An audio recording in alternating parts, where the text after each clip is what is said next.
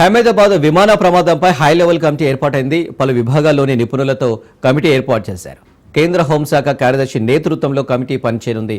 విమానాల్లో భద్రతను పెరుగుపరచడం లక్ష్యంగా ఈ కమిటీ ఏర్పాటు చేశారు. గతంలో జరిగిన విమాన ప్రమాదాల రికార్డులను పరిశీలించనున్న కమిటీ ప్రమాదాలు జరగకుండా తీసుకోవాల్సిన జాగ్రత్తలపై అధ్యయనం చేయనుంది. 3 నెలల్లో ప్రభుత్వానికి కమిటీ నివేదికనివ్వనుంది.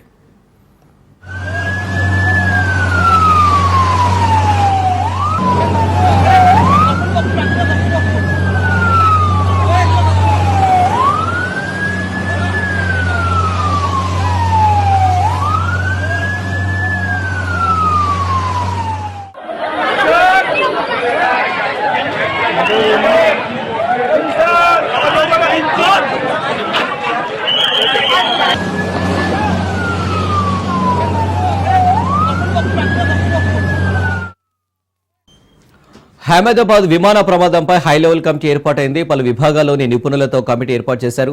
కేంద్ర హోంశాఖ కార్యదర్శి నేతృత్వంలో కమిటీ పనిచేయనుంది.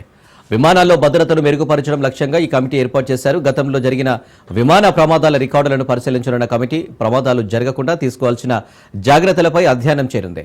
3 నెలల్లో ప్రభుత్వానికి కమిటీ నివేదికను ఇవ్వనుంది.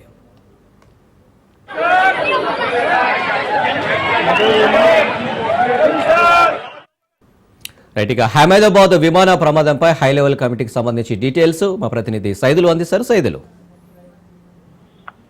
అనిల్, హై లెవెల్ కమిటీ సమావేశం నిన్న ప్రధాని మోడీ అధ్యక్షతన జరిగింది. అత్యంత అంశాలు హై లెవెల్ కమిటీలో చర్చించినట్టు కూడా మనకైతే సమాచారం. అహ్మదాబాద్ విమాన ప్రమాద ఘటనలు మరోసారి చోటు చేసుకోకుండా ఉండాలంటే మనం ఏం చేయాలి, ఏంటి, అందువల్ల ఎటువంటి చర్యలు ఉంటే బాగుంటుందని దానిపైన కూడా హై లెవెల్ కమిటీ ఏర్పాటు చేశారు. దాంతో పాటుగా అసలు ప్రమాదం జరగడానికి గల కారణాలు ఏంటనే దానిపైన కూడా అందులో చర్చించారు.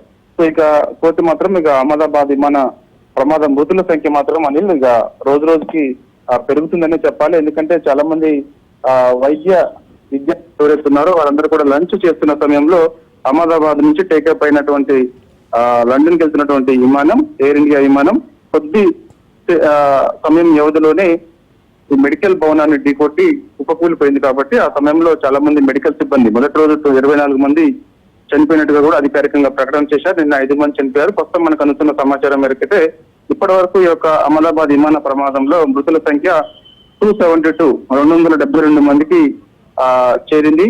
సో యాక్చువల్గా విమాన ప్రమాదంలో 242 మంది ఉండగా 241 మంది చనిపోయారు. ఒకరు మాత్రమే ప్రాణాలతో బయటపడ్డారు, విశ్వాస్, రమేష్ కుమార్ విశ్వాస్. సో ఇక మిగిలిన వారందరూ కూడా చనిపోయారు.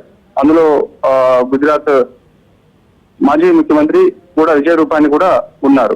సో ప్రస్తుతం ఆ మెడికల్ భవనాన్ని ఢీకొని తోటి ప్రమాదం చోటు చేసుకుంది. కాబట్టి సో ఇక దాంతో పాటు మెడికల్ సిబ్బంది కూడా నిన్న అధికారికంగా 24 మంది చనిపోయినట్టుగా చెప్పినప్పుడు కూడా నిన్న 5 ఈ రోజు కొంతమంది చనిపోయినట్టు కూడా తెలుస్తుంది. మనకు అందుతున్న సమాచారం 272 మందికి అయితే ఈ యొక్క అహ్మదాబాద్ ఘటనకు సంబంధించి విమాన ఘటనకు సంబంధించి 272 మంది చనిపోయారు. కాబట్టి సో ఇక కొంతమంది క్షతగాత్రులు కూడా ప్రాణాపాయ స్థితిలో ఉన్నట్టు కూడా మనకైతే సమాచారం అందుతుంది. ఎందుకంటే ఈ యొక్క ఘటనకు సంబంధించి యావత్ దేశం ఒక్కసారిగా దిగ్భ్రాంతికి గురైంది. మొత్తం భారత్ కూడా ఈ యొక్క ప్రమాద ఘటన అంటే ప్రమాదాలను మరణించిన వారి కుటుంబాలకు అండగా ఉంటామని ప్రధాని నరేంద్ర మోడీ నిన్న అహ్మదాబాద్ సివిల్ ఆసుపత్రిలో కుటుంబ సభ్యులను పరామర్శించినప్పుడు, ఓదార్చినప్పుడు ఆయన ఇదే విషయాన్ని తెలియపరిచారు. కాబట్టి సో ప్రస్తుతం ఆ యొక్క ఘటనకు సంబంధించి హై లెవెల్ కమిటీ మీటింగ్ మరొకసారి ఢిల్లీలో ఉండే అవకాశం కనిపిస్తుంది.